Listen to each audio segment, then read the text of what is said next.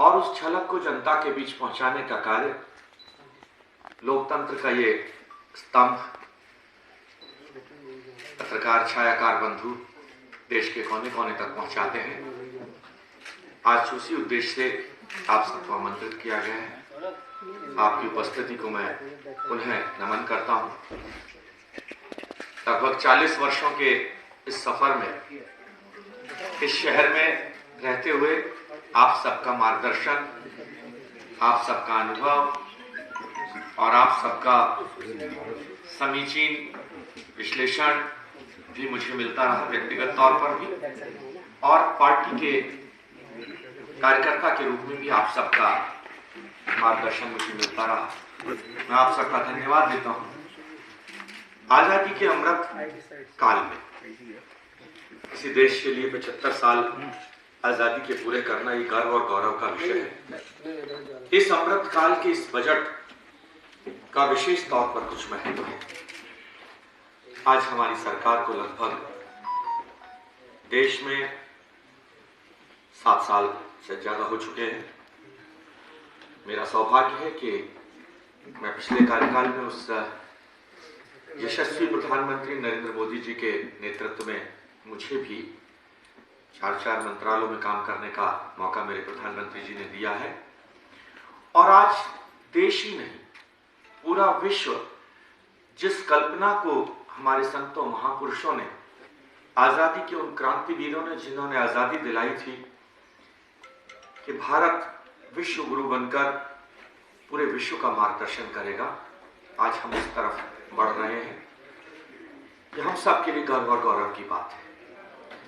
और इसमें हमारे यशस्वी प्रधानमंत्री नरेंद्र मोदी जी का बहुत बड़ा मार्गदर्शन, उनकी सोच, और सोच सिर्फ बजट पेश करना, सोच सिर्फ देश को चलाना, प्रधानमंत्री बनने से नहीं, जिसकी कल्पना हमारी पार्टी की स्थापना के समय हुई थी, पंडित दीनदयाल उपाध्याय और डॉक्टर श्यामा प्रसाद मुखर्जी जिन्होंने पार्टी की स्थापना की थी, 2 कल्पनाएं उन्होंने की थी। अंत्योदय, पायदान की आखिरी सीढ़ी पर खड़े हुए व्यक्ति तक आजादी की रोशनी की किरण पहुंचे, यह कल्पना पंडित दीनदयाल उपाध्याय जी ने की थी।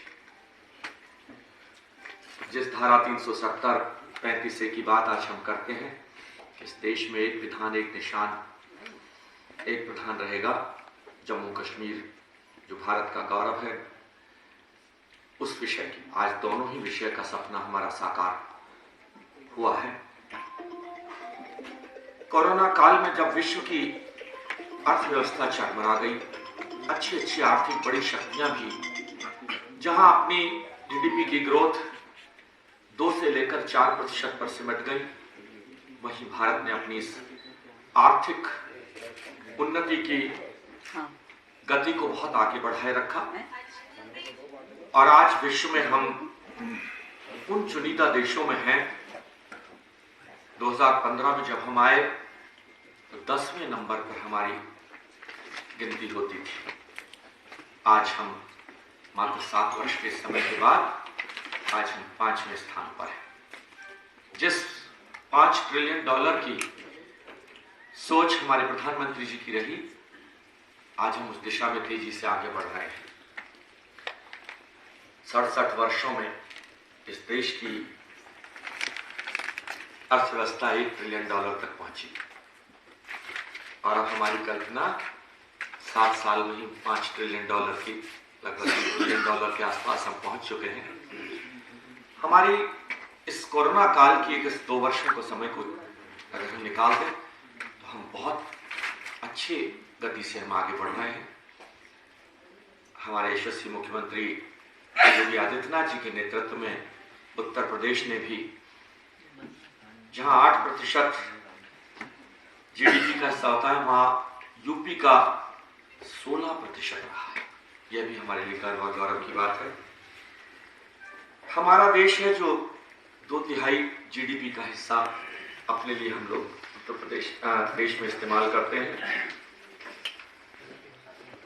पिछले 8 सालों में 61 से ज्यादा सेक्टर और 31 से ज्यादा राज्यों में एक नए भारत का निर्माण का जो सपना हम लोगों ने पूरा किया है वह वास्तव में पूरे विश्व के सामने एक आदर्श है।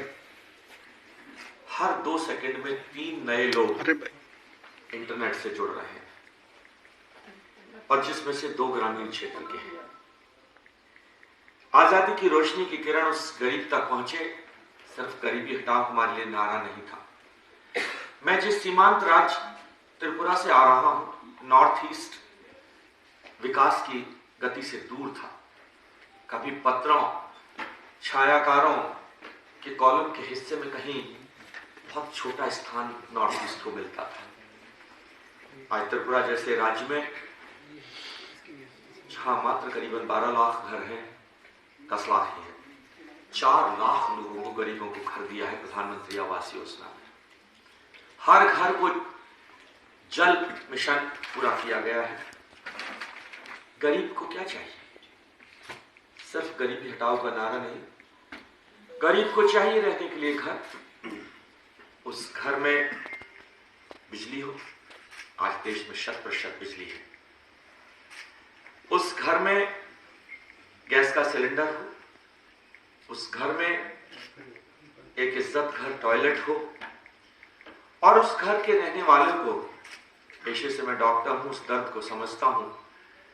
जब एक आम आदमी को 1000-2000 रुपए भी प्राइवेट अस्पतालों में खर्च करने में कष्ट आता है, आज उस पूरे देश के लोगों को पहले 5 लाख तक का और 10 लाख तक का निःशुल्क बीमा हमारी सरकार ने दिया है। विश्व में सबसे ज्यादा ऑनलाइन ट्रांजैक्शन आज आपके देश में होते हैं।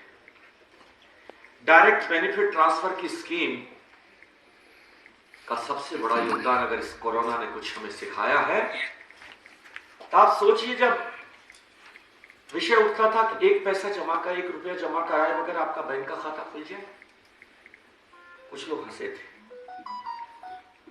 अगर वह बैंक का खाता ना खुला होता तो कल्पना कीजिए, कोरोना काल में जहां एक सेक्टर से दूसरे सेक्टर लोग नहीं जाते थे, करोड़ों रुपए की डायरेक्ट बेनिफिट ट्रांसफर की स्कीम सीधे, चाहे वो किसान सम्मान निधि हो या मनरेगा का पैसा हो, सीधे उनके खाते में पहुंचा, और वह भी बिना 1 रुपए की कमीशन, रिश्वत, जिसको पुरानी सरकारें के प्रधानमंत्री के शब्द थे कि 1 रुपए में से मात्र 15-20 पैसे पहुंचते हैं।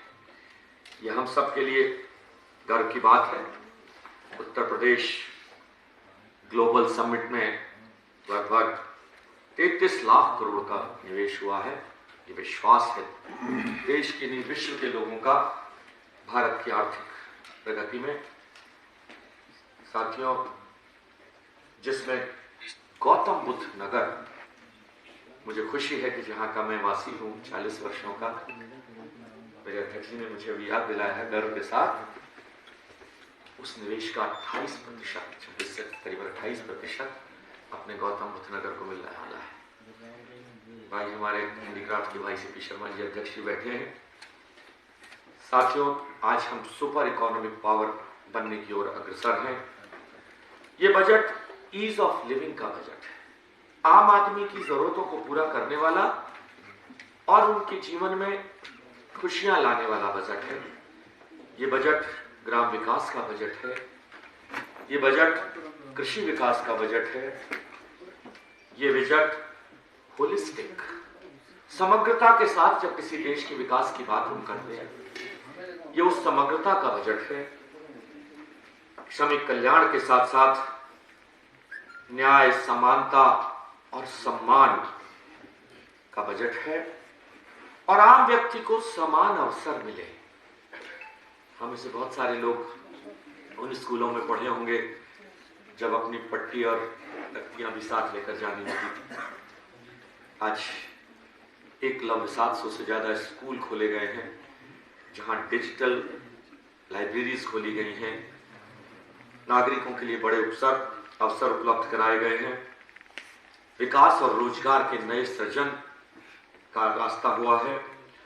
और जिन सप्तऋषि विषय की हम बात करते हैं, समावेशी, ऐसा बजट सबके लिए हो, सबके हितों की बात करता हो, सबकी चिंता करता हो और समग्रता से करता हो। आखिरी व्यक्ति तक वो रोशनी की किरण पहुंचे जिसे हमने लास्ट माइल डिलीवरी कहा है, और ये पहुंची है। जब मैं अगर तला में त्रिपुरा में खड़ा होता था तो हाथ मिलाने के लिए बॉर्डर, वहां का पोरस बॉर्डर है, बांग्लादेश के लोगों से हाथ मिलाते थे लोग। आज बुनियादी ढांचा, अगरतला जैसे प्रदेश में जो बॉर्डर का क्षेत्र है, ट्रेन नहीं जाती थी, हवाई अड्डा नहीं था। आज विश्व के बेहतरीन हवाई अड्डों में भारत सरकार का एयरपोर्ट अथॉरिटी का बेस्ट हवाई अड्डा वहां पर है। हरित विकास, बताना चाहता हूं कि त्रिपुरा का एयर क्वालिटी इंडेक्स जो यहाँ का 250 रहता है, 300 रहता है, वहां मात्र 5 से 10 रहता है। इतनी 70% हरियाली है। साथियों, नरेंद्र मोदी जी ने इस बजट के माध्यम से पुरानी टैक्स व्यवस्था को खत्म करते हुए आम आदमी के लिए जो सीमा थी 5 लाख रुपए तक की, उसको 7 लाख रुपए किया है। ये उनकी सोच है कि इस देश का मध्यम वर्ग किस तरह से इस बजट की घोषणाओं का फायदा उठा सके। एक बहुत बड़ी सोच थी। मैं ग्रामीण क्षेत्र से आता हूं। एक समय था, हम सब लोग पत्रकार छायाकार बंधु भी, साहब गेहूं और चावल ये तो पैसे वालों का भोजन है। गरीब के हिस्से में ज्वार बाजरा आता था, रागी आती थी, चना आता था। आज विश्व का सबसे बड़ा उत्पादक और दूसरे नंबर का निर्यातक देश मिलेट्स का भारत बना है। और प्रधानमंत्री जी की ये सोच कि उस मिलेट्स को बढ़ावा देने के लिए किस तरह से मिलेट वर्ष घोषित किया, इसके पीछे की कल्पना और सोच देखिए। मिलेट्स खाने वाला और मिलेट्स पैदा करने वाला कौन है? इस देश का सीमांत छोटा किसान, जिसकी जोत बहुत छोटी है, वही पैदा करता है और वही इसका उपयोग भी करता है। आज इस पैदा को आर्थिक दृष्टि से हमने नई ऊंचाइयों तक ले जाने की जो सोच की है, ये कोई और कल्पना नहीं कर सकता। वही कर सकता है जिसने गरीबी को देखा है, गरीबी को सहा है, और वो कोई और नहीं, आपका अपने प्रधानमंत्री नरेंद्र मोदी जी हैं। मुझे उनके गांव वडनगर जाने का 3-4 बार मौका मिला। उनका वो छोटा सा घर, उनके परिवार के चारों भाई आज भी उन्हीं सामान्य घरों में रहते हैं। वो छोटी सी लाइब्रेरी, वो तालाब, वो स्कूल, वो रेलवे स्टेशन, वो सब याद दिलाता है उन प्रधानमंत्री जी के उन अनुभवों को, जिनको देखकर उनकी ये कल्पना बनी कि हमारे देश का आम आदमी भी आगे बढ़े। 20 लाख करोड़ रुपए का कृषि ऋण का लक्ष्य बढ़ाकर पशुपालन, डेयरी और मछली उद्योग को नई पहचान और नई ऊंचाइयों तक ले जाने का प्रधानमंत्री जी का सपना है। 6000 करोड़ की लागत से मछली उद्योग को खास तौर पर, मैं त्रिपुरा में था तो वहां दिन में 3 टाइम मछली खाई जाती है। मैं गया तो मेरे साथ भी होगा। मुझे एक विधायक जी खाजा बनाकर लाए तो उन्होंने कहा ये भोजन लीजिए। तो मैंने कहा ये क्या है इसमें? बोले चावल में। बोले ये मछली है, वेजिटेरियन है, कोई दिक्कत नहीं। और हंसने की बात कहूँगा तो बात कहूँगा अपने रिकॉर्ड में मुझे आई। दूसरे जो बाकी चीजें भी वो लेकर आए, बोले ये भी शुद्ध वेजिटेरियन है। बोला ये देखिए, खान पान की व्यवस्थाएं हर जगह से अलग है।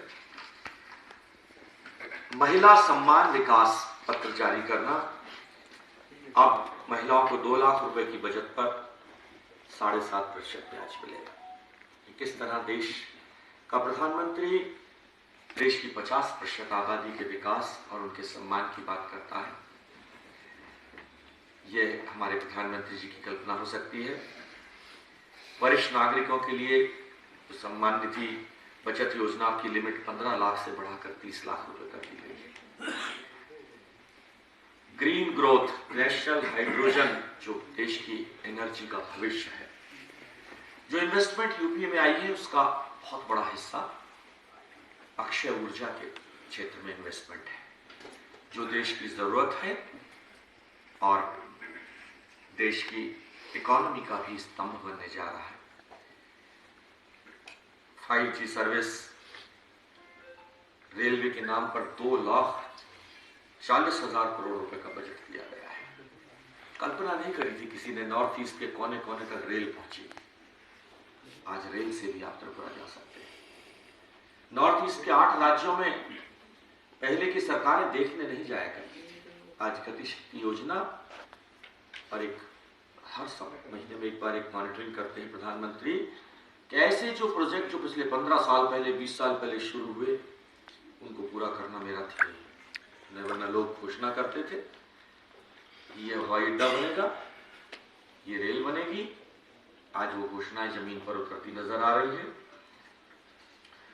कोरोना काल के समय को अगर हम आज एक अनुभव के रूप में, कड़वे अध्याय के रूप में अगर हम भूलें तो आज उस काल के बाद भी हम आगे बढ़ रहे हैं। देश में चिकित्सकों की बहुत भारी कमी थी। हर डिस्ट्रिक्ट में एक मेडिकल कॉलेज, पहले मात्र 286 मेडिकल कॉलेज थे, आज हम लगभग 700 मेडिकल कॉलेज बनने की ओर अग्रसर है। 154 मेडिकल कॉलेज और 157 नए नर्सिंग कॉलेज पिछले 3 वर्षों के अंदर कार्यान्वित हुए। घोषणा नहीं सिर्फ। एमएसएमई को 9,000 करोड़ रुपए की क्रेडिट गारंटी, छोटे उद्योगपति के लिए, मीडियम उद्योगपति के लिए ये गर्व और गौरव की बात है। पर्यटन मंत्री रह चुका हूं भारत का। 6.8% जीडीपी का हिस्सा पर्यटन से आता है। भारत एक ऐसा देश है जिसके पास पर्यटन के लिए सब कुछ है। 4 मौसम है, बर्फ भी है कोने में, जैसलमेर का डेजर्ट भी है और हरियाली भी है और इतिहास भी है और भविष्य भी है। पर्यटन को किस तरह से देश की आर्थिक मजबूती का मुख्य कारण बनाया जाए, इस पर प्रधानमंत्री जी की विशेष सोच है। आज आपका ये गौतम बुद्ध नगर पर्यटन की दृष्टि से नई पहचान बनाने जा रहा है। विश्व का एशिया का सबसे छठा नंबर का एयरपोर्ट, जो दिल्ली से 2.5 गुना और मुंबई से 3.5 गुना बड़ा है, जो सपना ही था साकार हो रहा है। उम्मीद है 2024 में यहाँ से उड़ानें भरेंगी। रोज हम अखबारों में आपके माध्यम से ही पढ़ते हैं कि विश्व की बड़ी बड़ी एयरलाइंस ने अपना इंटरेस्ट दिखाया है कि वो इसको एक ट्रांजिट हब के रूप में इस्तेमाल करें। इससे दिल्ली हवाई अड्डा, मेरा सौभाग्य कि मैं सिविल एविएशन मंत्री रहते हुए वार्निंग देती थी। हमारी एक संस्था है जिसने वार्निंग दे दी थी कि 2023 के बाद दिल्ली का हवाई अड्डा चौक हो जाएगा। 1-1 घंटा हवाई जहाज ऊपर मंडराते रहते थे, लैंडिंग नहीं मिलती थी, पॉल्यूशन होता था। उसको जमीन पर उतारने का काम हमारे यशस्वी प्रधानमंत्री नरेंद्र मोदी जी ने किया है। और आज आपका गौतम बुद्ध नगर गर्व से कहेगा हमारे पास विश्व का सबसे बड़ा और कंप्लीट हवाई अड्डा। कोई भी हवाई अड्डा जब कामयाब होता है जब उसके तीनों अंग पूरे रूप से विकसित, यात्रियों की सेवा, हवाई जहाज रिपेयर की MRO maintenance, repair and overhauling की सेवा और कार्गो की सेवा। जब ये तीनों किसी हवाई अड्डे में होते हैं वो एक संपूर्ण हवाई अड्डा होता है। यह आपका हवाई अड्डा संपूर्ण हवाई अड्डा है, जिसमें मुझे भी समझ में नहीं आया था कि इससे कार्गो से, MRO से क्या लेना देना है। पता चला हमारे देश की रिपेयर का बहुत बड़ा बजट, सैकड़ों करोड़ रुपए में हमारे देश के जहाज म्यांमार, श्रीलंका, थाईलैंड रिपेयर होने जाते हैं। हमारे देश का कार्गो का बहुत बड़ा हिस्सा नोएडा उद्योगों का ग्रह है। मैं भी समझ नहीं पाया था। गांव के किसान ने मुझसे पूछ लिया था, मैंने उस गांव में कहा, मैंने कहा बाबा हवाई अड्डा आ गया, तो उसने कहा भाई उन्हें कौन सा हवाई जहाज में बैठना है? एकदम तो मैं उसके सवाल का जवाब देने से पहले सोचने लगा कि क्या जवाब दूं। फिर कुछ पिछला अनुभव काम आया। मैंने कहा बाबा जैसे बस खाली जाती है, उस बस में अगर 50 सवारी की जगह हो और सवारी 20 ही बैठे तो 30 सवारी के वजन का सामान कर लिया जाता है, तो बस घाटे में नहीं चलती। यही हाल हवाई जहाज का है कि अगर हवाई जहाज में 300 सवारी का हवाई जहाज है और 100 सवारी है तो 200 सवारी के बराबर की वजन आपका हवाई जहाज कार्गो के माध्यम से अपना लॉस पूरा कर लेता है। जी सर।